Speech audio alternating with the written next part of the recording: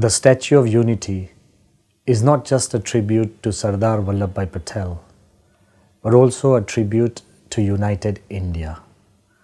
Twice as tall as the Statue of Liberty, and perhaps the grandest monument in the whole world, it is a matter of pride not just for Gujarat, not just for India, but a grand addition to the skyline of the world. It also completes the vision of a great India, the vision shared by our Honorable Prime Minister Shri Narendra Bhai Modi and also celebrated by the whole of India.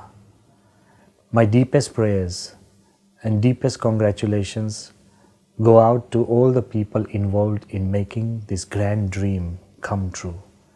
It is not just unity, it is also a vision of great India.